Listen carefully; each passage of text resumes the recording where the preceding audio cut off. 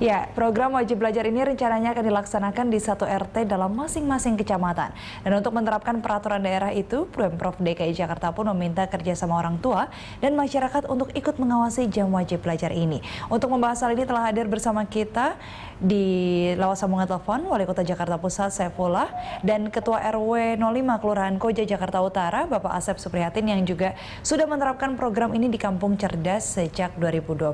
Selamat datang Pak. Kita sapa dulu nih Bapak Wali Kota Jakarta Utara, Pak Saifullah.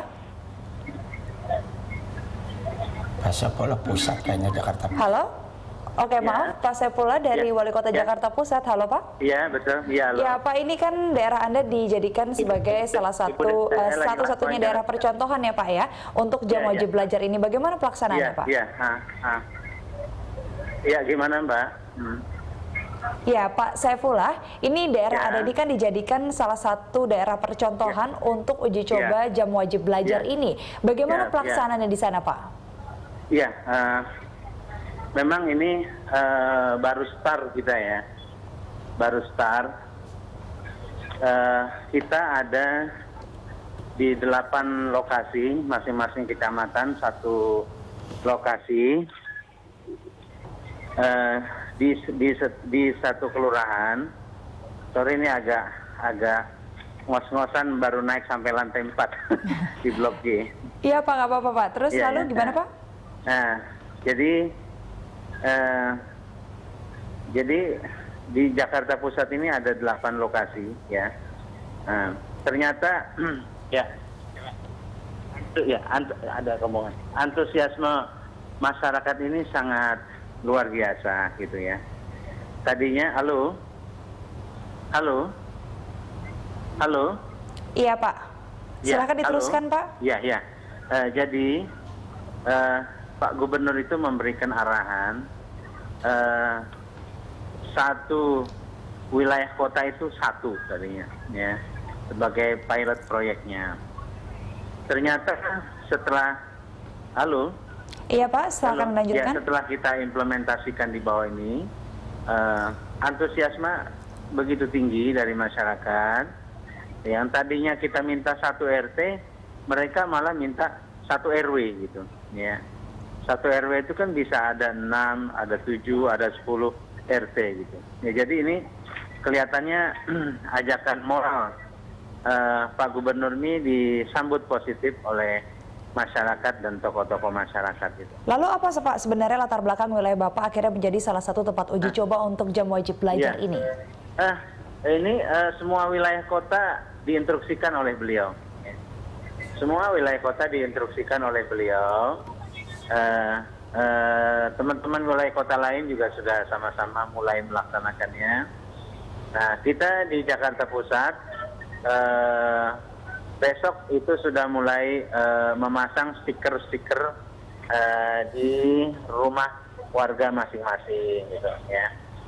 Sebagai tanda bahwa daerah itu merupakan pilot proyek dari jam wajib belajar ya. Stikernya itu berupa ajakan ya, matikan TV ya, ayo kita belajar ya, mulai pukul 19 sampai 21. Baik, Pak Saifullah, tahan dulu Pak. Kita di studio juga sudah bersama dengan salah satu ketua RW. Nah, ini Bapak Asep. Pak Asep ini kan ketua RW di daerah Koja. Ini Bapak bagaimana sebenarnya latar belakang ceritanya bisa memulai wajib belajar ini di daerah Bapak? Ya, yang pertama dimulai kita ada pertemuan dengan Pak Lurah dan Ketua Karang Taruna Kelurahan Koja. Setelah habis mengikuti pengajian kaum bapak. Jadi sekitar jam 9 malam kita ngobrol-ngobrol sambil ya teh manis lah, kopi. Kemudian kelihatan sekitar jam 10 itu anak-anak keluyuran di gangan kita. Karena gangan kita kebetulan padat dan termasuk RW kumuh. Dan berdasarkan catatan BPS itu tingkat DKI urutan ke-50 RW 05 Kelurahan Koja yang ada di Jakarta Utara. Kemudian di tingkat Jakarta Utara kita termasuk kumuh dan padat, itu peringkat yang ke-19. Sedangkan di Kelurahan Koja itu sendiri dari 13 RW itu satu-satunya di Kelurahan Koja, 1 RW itu yang kumuh RW kami, RW 5. Namun akhirnya jadi daerah percontohan wajib belajar jam ini gimana nih Pak ceritanya? Nah justru itu tadi setelah habis pengajian, mungkin ilhamnya dari pengajian barangkali ya. Pada waktu kita sedang ngobrol dengan Pak Lurah, dengan Ketua Karang Taruna Kelurahan Koja, anak-anak itu banyak berkeluyuran, padat sekali, banyak sekali di ganggangan, karena daerah kita itu sangat daerah sentral. Kalau kita lihat mungkin fotografi atau profil wilayah, Mbak ya, saya sampaikan boleh kan ya? Di sebelah utara, di sebelah timur wilayah kami itu kan dilalui oleh Kali Lagoa Kanal. Dulu itu kapal masuk, Mbak. Kapal masuk, sekarang kan nyempit. Kemudian di sebelah selatan itu jalan raya pelabuhan yang notabene itu lalu lalangnya. Jadi bisa dikatakan bahwa memang ini kawasan padat penduduk. Kawasan padat penduduk. Nah kemudian dengan adanya ide-ide seperti itu yang disampaikan oleh lurah kami di Koja, lalu kami minta kepada Pak Lurah siap tidak mendukung. Karena memang basic saya guru. Saya kepala sekolah di salah satu di Kelapa Gading Barat, di SD Plus Hang Tuah 6. Nah, ya udah saya siap mendukung kata Pak Lurah. Lalu bagaimana staf pengajarnya? Ada Erik Karang Taruna, Kelurahan Koja. Nah lalu saya tanya, Rick gimana siap untuk pengajarnya? Siap. Besoknya saya bikin undangan ke orang tua atau warga masyarakat. Sebagai pilot projectnya itu adalah kita itu yang dekat dengan balai warga. Lalu bagaimana antusiasme warga menyambut undangan Bapak? Luar biasa, kita bikin undangan 100 orang, kemudian snacknya juga dibantu dari Pak Lurah. Nah, ternyata yang hadir itu lebih dari 100 orang, Mbak. Lebih dari 100 orang. Lalu kita sampaikan keinginan daripada RW dengan Lurah, dengan Karang Taruna menyampaikan bahwa untuk menghindari anak-anak bermain pada malam hari, yaitu kita akan membentuk namanya Kampung Cerdas. Baik, kita akan bahas soal Kampung Cerdas ini, namun kita harus jeda dulu sejenak. Pemirsa jangan kemana-mana, tetaplah di Dialog Berita 1. Ya, ini kembali di Dialog Berita 1, kita masih bersambung dengan Wali Kota Jakarta Pusat, Pak Saifullah. Halo Pak. Halo. Ya Pak, ini kan bisa dibilang Jakarta Utara mungkin memang mempunyai karakteristik yang berbeda dengan Jakarta Pusat. Nah, apakah program ini bisa diterapkan di seluruh wilayah Jakarta dengan karakteristik yang berbeda? Pertama saya mau menyampaikan dulu tadi yang dibicarakan Pak RW, saya sama sekali tidak mendengar. Karena saya lagi di inspeksi di pasar Blok G Tanah Abang ini. Baik, saya yakin saya yakin dengan karakteristik Jakarta yang berbeda di setiap wilayahnya, ya saya punya keyakinan bahwa jam wajib belajar ini bisa berjalan, ya dengan mungkin tempo yang berbeda gitu. Ada yang cepat, ada yang sedang, mungkin ada yang lambat. Baik, nah Pak, ini di Koja ini kan bisa dibilang adalah pemukiman padat. Lalu bagaimana dengan di apartemen Pak? Bagaimana cara mengawasinya? Iya. Nah, saya pikir begini, ya. Ini kan ajakan moral, ya. Ajakan moral. Jadi tidak semua kegiatan yang datang dari pemerintah itu mesti diawasi oleh petugas pemerintah, ya. Di sini kan ada partisipasi masyarakat. Masyarakat juga karena ini sifatnya ajakan moral, ya masyarakat silahkan merespon ini sesuai dengan situasi dan kondisinya, ya. RT, RW, Lurah sebagai ujung tombak pemerintah Provinsi DKI Jakarta di paling ujung, ya harus sering turun ke tengah-tengah masyarakat, ya, membimbing, memberitahu, menginformasikan ya bahwa ini ada jam wajib belajar, kira-kira begitu. Baik, terima kasih Pak Saifullah telah berbagi informasi dengan kami. Baik, ya terima kasih, sama-sama. Ya, Pak Saif, ini sebenarnya program wajib belajar ini kan ditujukan, difokuskan kepada orang tua agar lebih mengajarkan anak-anaknya ya. Karena ini kan bisa dibilang nih jam di rumah sebenarnya dari jam 19 hingga jam 21. Nah, ini bagaimana antusiasme orang tua dan peran orang tua nih dalam melakukan jam wajib belajar ini? Ya, awalnya kan yang kita undang 100 orang dan ternyata melebihi dari 100 orang warga setempat, itu antusiasnya tinggi dan orang tua pada dasarnya senang dengan adanya kegiatan jam wajib belajar malam. Tapi orang tua sendiri ikut berpartisipasi nggak, ikut berperan serta nggak? Sangat berperan serta. Dan kita membuat formulir, membuat surat pernyataan dukungan dari orang tua. Jadi anak yang mau ikut ke kami dalam belajar jam wajib belajar malam itu, kita sebar formulir ditandatangani orang tua. Baik. Nah orang tua pada waktu itu kita langsung bagikan itu formulir itu. Ternyata besoknya diserahkan, dikumpulkan oleh Pak Ketua RT 9 kita ya yang di setempat. Ternyata itu kurang lebih terkumpul 24 anak. 24 anak? 24 anak. Nah kita coba, lalu pembukaan launching pertama. Launching pertama dibuka oleh Pak Lurah ngasih sambutan waktu itu.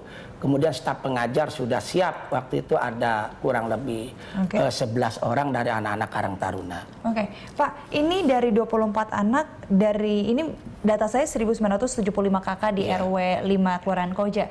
Ini pastinya ada lebih dari 200-an balita di sini. Nah, dari jumlah itu ada nggak orang tua yang tidak ikut berpartisipasi dalam jam wajib belajar ini? Ada. Apa alasan mereka?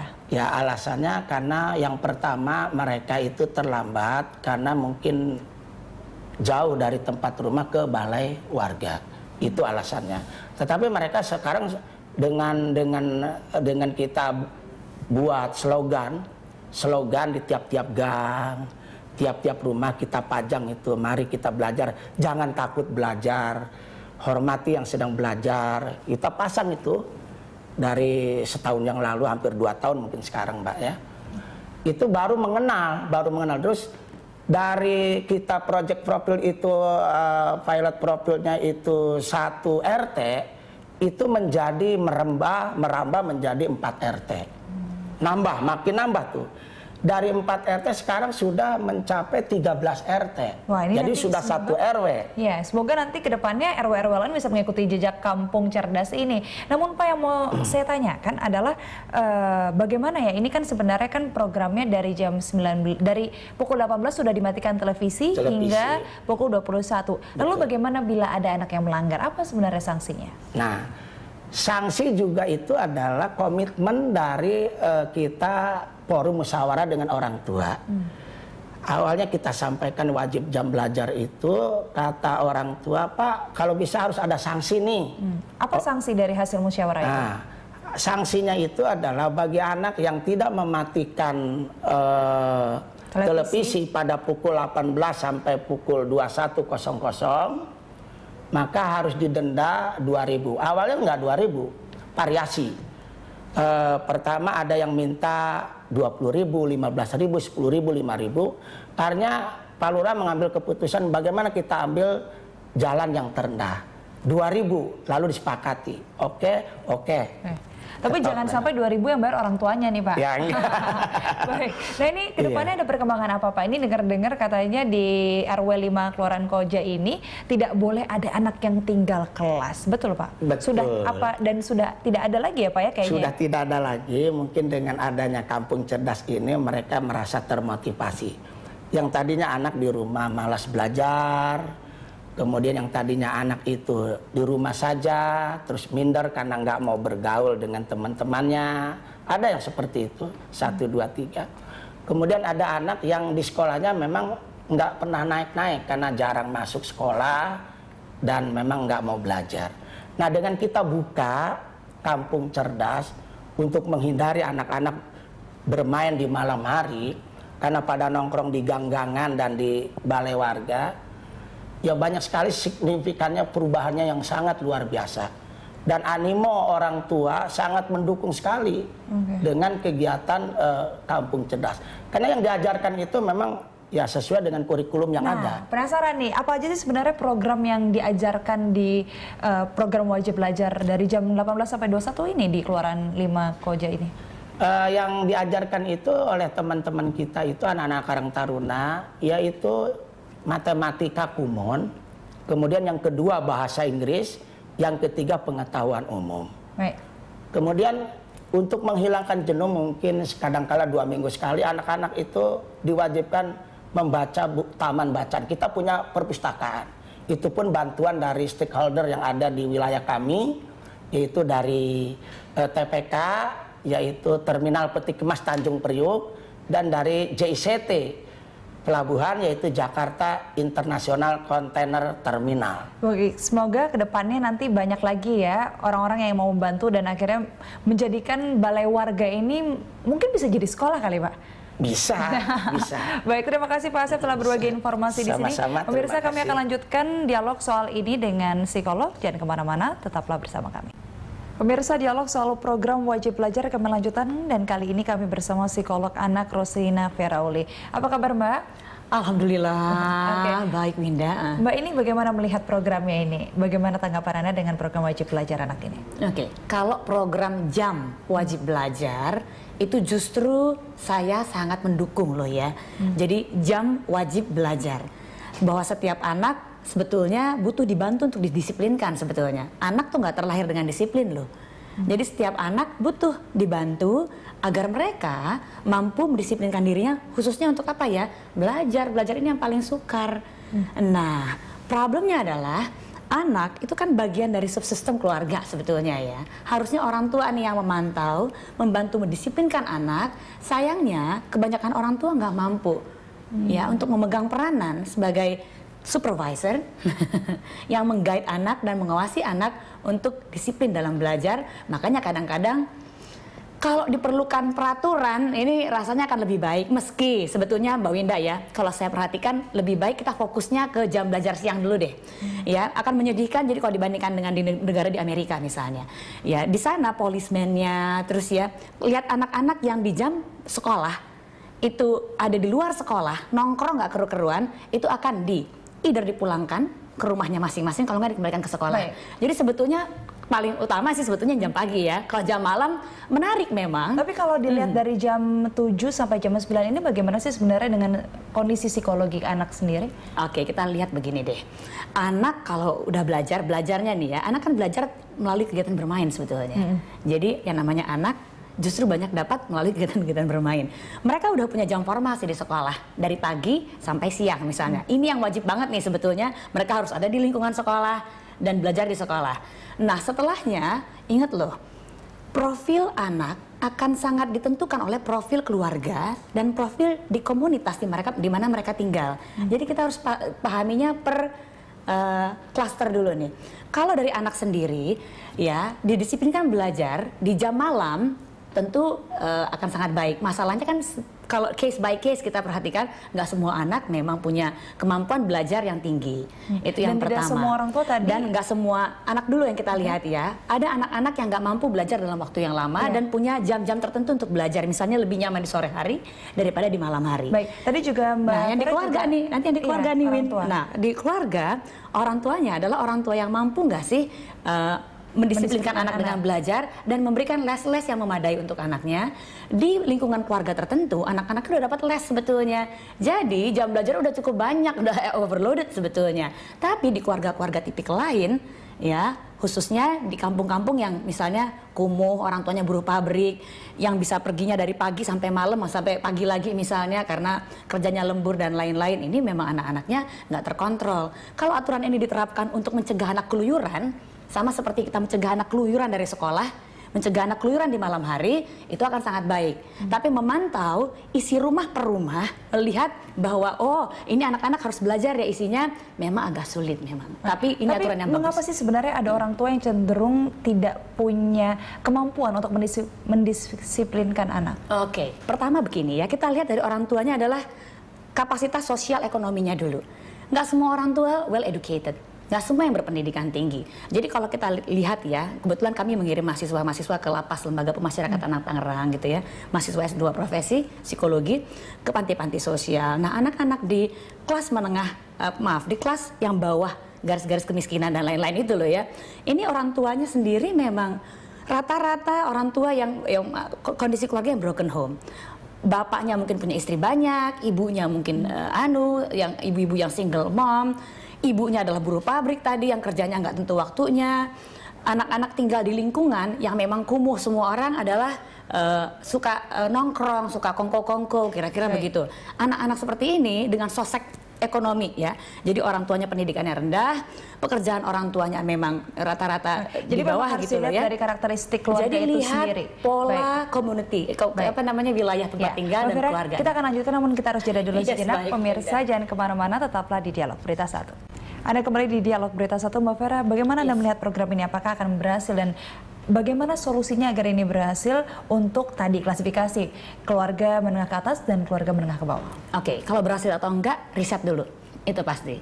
Terus yang kedua, kalau mau melihat orang tuanya dari profil tadi ya, jadi komunitas, jadi keluarga, area RW-nya, RT-nya adalah kelas-kelas atas misalnya, yang sudah bisa provide anak-anak dengan jam-jam belajar melalui les-les yang memadai, rasanya sudah cukup ya.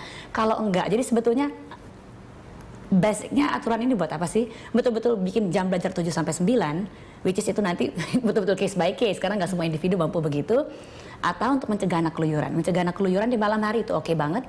Ya, tapi untuk profil tadi, terutama untuk profil masyarakat di daerah Koja kayak tadi yang diceritakan oleh Pak Asep, ini bagus sekali, apalagi kalau seperti ada kampung cerdas, jadi anak-anak dikoordinir karena di rumah pun mereka belum tentu ada yang bisa supervise gitu, mensupervisi anak-anaknya belajar. Jadi ini kembali lagi ke orang tua bagaimana menganalisa anaknya, apakah perlu jam wajib belajar dari 7 sampai 9? Orang tuanya mampu nggak nganalisis. Jadi begini, ini adalah orang tua yang punya orientasi pendidikan atau tidak, kira-kira begitu. Kalau punya orientasi pendidikan, hantarkan anak-anak Anda ke tempat les kalau memang mampu. Kalau enggak, bantu anak-anak Anda untuk belajar di rumah di jam-jam tertentu, didampingi tentunya. Kalau nggak mampu juga, kirimkan ke tadi kampung cerdas yang ada di sekitar tempat tinggal. Baik, terima kasih Mbak Vera atas informasinya. Pemirsa, itu tadi Dialog Berita 1, kami akan kembali dengan informasi menarik lainnya, tetaplah bersama kami.